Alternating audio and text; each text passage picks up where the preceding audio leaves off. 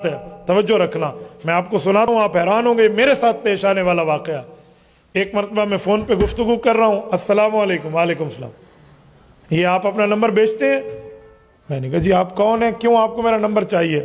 کہتے ہیں میرا انٹروڈکشن چھوڑیے، آپ اپنی اسکرین پر دیکھیے، آپ کے اور میرا نمبر ایک جیسا ہے، دونوں کا نمبر ایک جیسا تھا، صرف کوڈ کا فرق تھا، 333 میرے نمبر میں تھا، 345 اس کے نمبر پہ، باقی نمبر سیم تھا۔ تو اس نے کہا جی آپ بیچتے ہیں، میں آپ کو 3000 روپے دوں گا۔ تو میں نے اسے کہا جی آپ نمبر بیچتے ہیں، میں آپ کو 5000 دوں گا۔ مجھے کہتے ہیں بڑی اچھی دلیل دی ہے، میں کیوں بیچوں؟ میں نے کہا تیرا نمبر بھی تو مجھ سے ملتا ہے، خالی میرا تو نہیں رلتا نا۔ تو کہنے لگا کیا کرتے ہیں؟ میں نے کہا جی میں مسجد کا مولوی ہوں، چٹائی پہ بیٹھتا ہوں، اللہ اللہ پڑھاتا ہوں۔ ملاقات ہو سکتی ہے؟ جی ہو سکتی ہے۔ ملے بیٹھے گپ شپ لگی، مجھ سے پہلا سوال پوچھا، کہتے مجھے یہ بتائیں، ہر نماز میں ہم اللہ کو کہتے ہیں کہ یا اللہ ہمیں نبی کے راستے پہ چلا دے، تو آپ لوگ اس میں تھوڑی کنجوسی نہیں کرتے؟ میں بہت حیران ہوا، میں نے کہا آپ کی بات کی تھوڑی وضاحت ہو جائے تو شاید میں بات آپ کی سمجھ پاؤں۔ کہتے ہر نماز میں کہتے ہیں صراط الذین انعمت علیہم، اللہ انعام والے لوگوں کے راستے پہ چلا۔ تو انعمت علیہم کون ہے؟ سورۃ النساء آیت نمبر 69، رب فرماتے ہیں انعم اللہ علیہم من النبیین والصدیقین والشہداء والصالحین۔ فرمایا انعام والے 4 لوگ ہیں، نمبر 1 نبی، نمبر 2 صحابہ، نمبر 3 شہداء، نمبر 4 اولیاء۔ تو یہ 4 لوگ ہیں، وحسن اولئک رفیقا، ان کی محبت مودت بہت اچھی ہے۔ تو قرآن کریم نے کہا ہے ہمیں نبی کے راستے پہ چلا، شہید کے راستے پہ چلا، سچے کے راستے پہ چلا، اولیاء کے راستے پہ۔ تو آپ مانگتے نہیں ہیں؟ میں نے کہا جی ہاں ہر بندہ مانگتا ہے، تو اس پر آپ کو ڈاؤٹ کیا ہے؟ کہتے جی میرا سوال یہ ہے، جو بندہ شہید کے راستے پہ چلے گا ایک دن شہید بن جائے گا؟ میں نے کہا ظاہری بات ہے۔ کہتے ولی کے راستے پہ، میں نے کہا ولی بنے گا، سچے کے راستے، میں نے کہا سچا بنے گا۔ کہتے پھر نبی کے راستے پہ چل کے نبی کیوں نہیں بن سکتا؟ وہی میں نے سمجھا، ہاں یہ کام۔ میں نے کہا یار بات تو آپ نے بہت اچھی کی ہے، کہاں سے پڑھا ہے؟ تھوڑا سا پمپ کرنا پڑتا ہے نا تاکہ ایک بندہ کھول کر بات کرے۔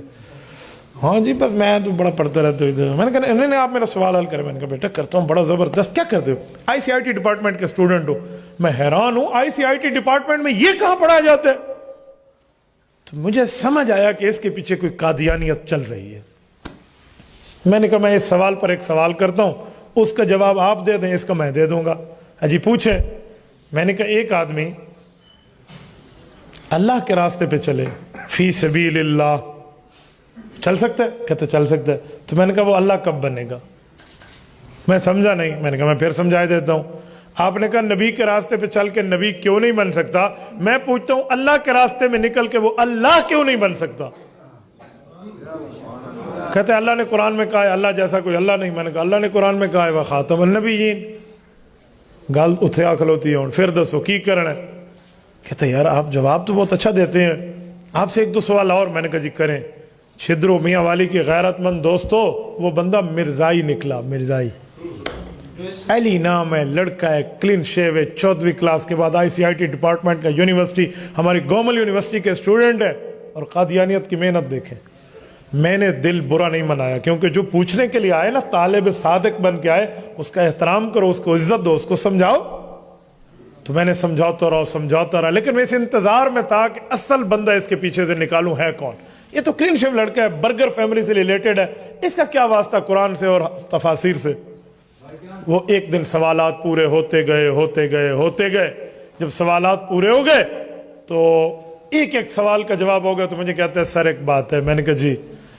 اسی دوران میں اس کے گھر گیا 2-3 دفعہ، وہ میرے گھر آیا، اپنی فیملی کو لے کر آیا، یعنی اس کی امی تھی۔ تو مجھے ایک دن کہتا ہے کہ سر اگر آپ کو میں اپنے ٹیچر سے ملا لوں تو۔ میں نے دل میں سوچا وَلِهَذَا الْيَوْمِ أَرْضَعْتُهُ، آج دن دیوار واسطے ماں میں کو کھیر پلایا آئی۔ میں نے کہا جی مجھے ملا دیں، بہت اچھی بات ہے، ملوں گا، لیکن ایک بات ذہن میں رکھنا، اس سے جو گفتگو ہو نا، اس کو میرا بائی نیم آپ نے تعارف نہیں کرانا کہ یہ فلاں ہے فلاں ہے، ویسے ملانا ہے کہ میرے ایک دوست ہیں فلاں۔ جی ٹھیک۔ اب جب میں گیا ملنے، کیسے ملنے گیا؟ سرمد قادیانیوں کا مربی ہے، ٹورنٹو کینیڈا میں بیٹھا ہے، آن لائن چیٹنگ ہو رہی ہے، کمپیوٹر پر انٹرنیٹ کے ذریعے بیٹھ کر اور گفتگو چل رہی ہے، وہ وہیں سے پڑھاتا ہے، یہ ڈیرہ اسماعیل خان میں بیٹھ کے اس سے پڑھ رہا ہے۔ قادیانیت کی محنت دیکھیں۔ ہم سمجھتے ہیں بکافر اقلیت قرار آ گئے تو کھاتا موک گیا، نہ بابا نہ، بات پوری ہے۔ سوال جواب شروع ہے، اور اس کی محنت دیکھو، اس کے ساتھ پرنٹر پڑا ہوا ہے، وہ وہاں سے کہتا ہے تفسیر ابن کثیر کی 3 جلد کے صفحہ فلاں پر، یوں کلک کرتے ادھر سے تفسیر ابن کثیر کا وہی صفحہ پرنٹ ہو کے آ جاتا ہے۔ میں بہت حیران ہوا، میں نے کہا جی واہ. بہرحال کیا حال ہے جی، خیریت؟ کہتے جی مولوی تو نہیں ہوں میں، مولوی سے بات نہیں کرتا. میری داڑھی دیکھ کر پریشان تو ہو گیا. ٹھیک ہے، وہ شاہ صاحب گیلانی شاہ صاحب کہتے نہیں ہیں، دیکھ کر داڑھی میری تو مجھے ملا نہ سمجھ، ہاں میرے سر پر میری ٹوپی کے اضافے کو نہ دیکھ، ظاہری حلیہ میرا دیکھ کے پریشان نہ ہو، میرے مضمون کو پڑھ میرے لفافے کو نہ دیکھ. تو میں نے اسے کہا کہ ماشاءاللہ بس تبلیغ کی برکت ہے، اللہ پاک نے تبلیغ والوں کے ساتھ جوڑا ہے. تو جوڑا تو ہے، میرے 4 ماہ لگے الحمدللہ، جنت دی ٹکٹ تو میں بھی کی تھی بدلنا.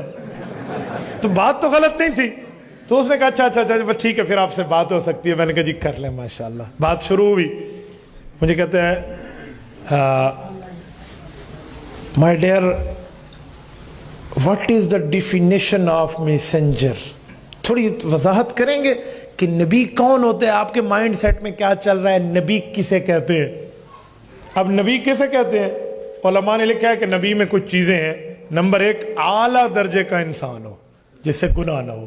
نمبر 2 ذو وحی ہو.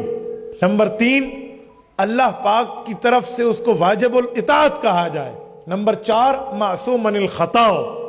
یہ چیزیں ہوتی ہیں. قاضی محمد اعلیٰ تھانوی رحمہ اللہ نے اس پہ کلام کیے. اس کے ذہن میں تھا میں یہی چیزیں بتاؤں گا جو یوں ہوتا ہے یوں ہوتا ہے یوں ہوتا ہے، تاکہ وہ مرزا قادیانی پہ فٹ کر کے کہہ سکے مرزا ہی اللہ دے طرف ہوئے تھے، ذو وحی ہے اور فلاں ہے فلاں.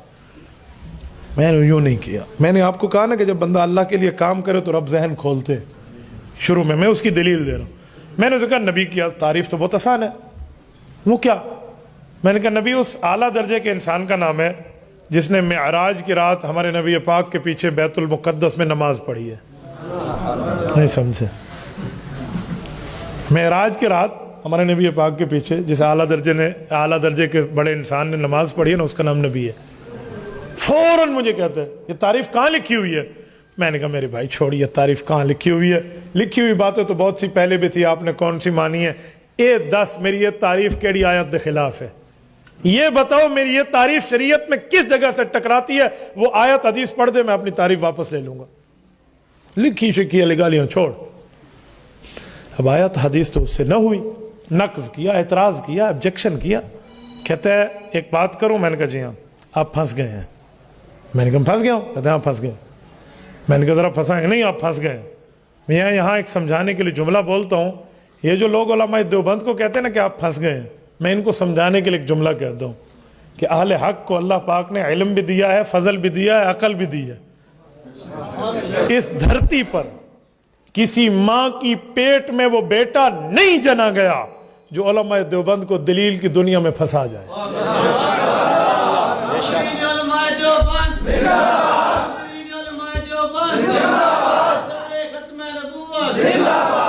یہ پھونکے کسی اور کے سامنے بیٹھ کے مارا کرو.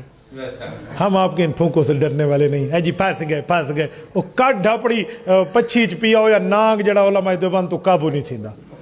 نہیں کسی اور کے سامنے بندہ. میں نے ان جیسے کئی پھونکے دیکھے ہوئے ہیں. تو میں نے اسے کہا پھنس گیا ہوں، بسم اللہ کریں، پڑھیں میرے خلاف دلیل کون سی ہے. کہتا ہے جی ہے. میں نے کہا جی دلیل ہے پیش کریں. کہتے ہیں آپ نے کہا معراج کی رات جس نے نماز پڑھی وہ نبی ہے، ادھر تو جبرائیل نے بھی نماز پڑھی تھی حضور کے پیچھے، وہ نبی ہے. میں نے کہا اپنی عقل کا علاج کروانے کے لیے کسی مینٹل ہسپتال میں چلے جاؤ. وہ کیوں؟ مذاق کر رہے ہیں. میں نے کہا اسی لیے کہ تمہارا دماغ کام نہیں کر رہا، اور جس کا دماغ کام نہ کرے اس بدھو کو کس نے کہا ہے کہ وہ میدان مناظرہ میں آئے؟ کہتے کیوں؟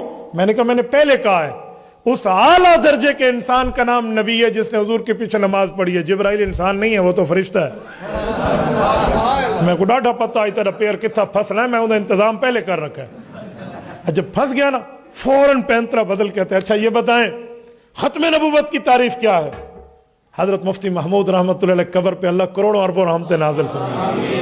حضرت مفتی صاحب کے سامنے بھی اس مرزائی بے ایمان نے سن 74 میں یہی کہا تھا نا کہ ختم اللہ علی قلوبہم. ختم کا معنی مہر ہوتا ہے، تو خاتم النبیین حضور مہر لگانے والے ہیں. مرزا لا دیتی ہے مہر نبی ہے. اس نے اب یہ بھی یہی چاہ رہا تھا کہ میں ختم نبوت کی تعریف کروں اور یہ کہ ختم نبوت کا ایک معنی مہر ہے اور مرزا مہر لگ گئی.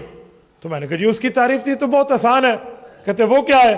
میں نے کہا ان مقتدیوں کے امام کا نام خاتم النبی جی. ہوں 10 مرزے دا تو پردادا بھی پیدا نہیں ہویا سی، اب کہاں سے نکلے گا ختم نبوت کا انکار؟ بہرحال وہ لاجواب ہوا. میں نے علی کے چہرے کو دیکھا جو اپنے استاد سے بات کرے، اس کی آنکھوں میں آنسو تھے. میں نے ہاتھ پکڑا، میں نے کہا علی ایک بات کہوں؟ کہتے جی. میں نے کہا کب تک رسول اللہ کے دامن رحمت سے دور رہو گے؟ کب تک دور رہو گے؟ یار کل قیامت میں سفارش مرزا ملعون سے نہیں لینی، اللہ کے رسول سے لینی ہے. یار کیوں ان بےایمانوں کی باتوں میں آتے ہو؟ یہ تو 2 جملے بھی نہیں بتا سکا. کہتے حضرت مجھے کلمہ پڑھا دے، میں معافی مانگتا ہوں. حضرت رب نے اسے اسلام کی توفیق دی ہے. میری بات کا مطلب سوشل میڈیا پہ بیٹھنے والا نوجوان ادھر آئی ڈی بنا کر اے کاش تو اہل علم کے پاس آ کر کچھ سیکھ جاتا.